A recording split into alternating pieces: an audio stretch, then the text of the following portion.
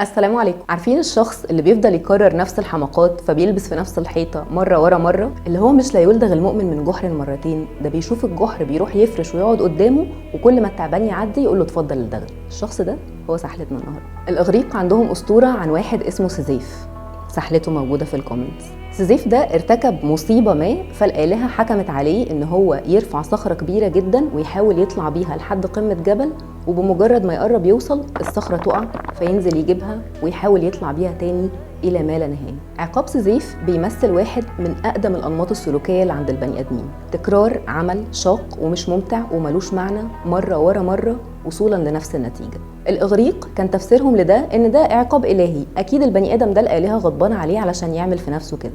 بس تمر السنين والقرون ويجي سيجموند فرويد، أيوة هذا الويردو، ويقول كلام تاني. فرويد لاحظ ان مرضاه اللي تعرضوا للصدمه لما بيطلب منهم يحكوا له عن الحدث الصادم، بدل ما بيستخدموا الكلام بيعيدوا تمثيل الحدث الصادم ده مره ورا مره بشكل قسري، يعني بدون ارادتهم. وسمى الظاهره دي repetition compulsion او التكرار القسري، ووصفها بانها the desire to go to an earlier state of things، او الرغبه في ان نقول للزمان يرجع الزمان. مع الوقت نظريه فرويد اتطورت لما علماء النفس لاحظوا ان الموضوع مش مقتصر على الناس اللي تعرضت لصدماته بس، وان حتى الشخص العادي ممكن يفضل يكرر في انماط سلوكيه مش بتفيده بل بتاذيه وكمان ملهاش معنى. وسموا الظاهره دي repetitive maladaptive behavior او السلوك التكراري الناتج عن سوء التأقلم. اقرب مثال للنوع ده من السلوكيات هو اللي استخدمته الدكتوره النفسيه لوري جوتليب في كتابها Maybe You Should Talk to Someone. دكتور جوتليب بتحكي عن واحده من مرضاها بتميل دايما للانجذاب لنفس النوع من الاشخاص اللي هم دايما مش مناسبين ليها، ولما بتدخل معاهم في علاقات فعلا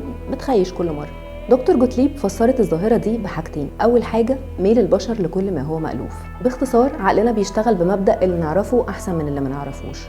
تكرار الأنماط السلوكية اللي احنا عارفينها وحافظينها أسهل على عقلنا بكتير من إنه يبدأ في أنماط سلوكية جديدة. بس المشكلة بتظهر لما يبقى النمط اللي احنا محشورين في تكراره ده مش بيفيدنا أو بيأذينا. تاني تفسير للسلوك التكراري اللي مش مفيد ده هو الرغبة في السيطرة أو الماستري. المقصود بالماستري هي رغبة البني آدم في السيطرة على البيئة اللي هو عايش فيها، وإنه يطلع من المواقف اللي بيتعرض لها بنتيجة مفيدة. بس الفكرة إن أحياناً الرغبة في السيطرة دي ممكن تخلي البني آدم يعيد تكرار نفس المواقف اللي اتحط فيها، خصوصاً لو حس فيها بالعجز. زي مثلا لما تتخانق خناقة وما تعرفش تاخد حقك وتروح البيت تلاقي الخناقة شغالة اون ريبيت في دماغك، لدرجة إنك ممكن وبشكل مش واعي تنجذب لانك تعيد الخناقه دي سواء مع نفس الشخص او مع شخص تاني، لمجرد ان عقلك مش عارف يتعايش مع فكره انك كنت عاجز في الموقف ده. الرغبه في السيطره دي هي اللي بتدفعنا للتكرار بحثا عن نهايه مختلفه. مجهود رائع طبعا وهدف يحترم، لكن في مرمانه، لاننا كل مره هنحط روحنا في نفس الموقف هنلاقينا بنتصرف بنفس الطريقه، لان ما عندناش معرفه مختلفه تخلينا نتصرف بطريقه مختلفه علشان نوصل لنتيجه تانية. هو ده لا وعي وهو ده حالي، فهنفضل نخبط في نفس الحيطه. طب الحل ايه؟ ممكن الحل يكون ان احنا بس نبدأ نلاحظ ان في نمط ما بيتكرر وان النمط ده مش مفيد بالنسبة لنا. الملاحظة دي يتبعها سؤال مفيد ومهم وبايخ جدا، هو ليه ده بيتكرر؟ ليه مستمر في تقلجة نفس الصخرة؟ بحاول اثبت لنفسي ايه؟ هل في منفعة عايدة عليا من تكرار نفس السلوك ده؟ طب هل في سياقات تانية ممكن لو حطيت نفسي فيها اوصل لنتيجة مختلفة؟ الأسئلة دي طبعا تبدو كبيرة ومش سهلة، في ناس ممكن تعرف توصل لإجابتها لوحدها وفي ناس مش بتعرف توصل من غير مساعدة متخصصة. بس اللي ممكن يخلي الدنيا أسهل شوية إننا نتسحل فيها مع بعض ونفكر كده بصوت عالي، هو إيه اللي ممكن يحصل لو سيزيف قرر يسيب الصخرة تحت الجبل وما يحاولش يطلع بيها تاني؟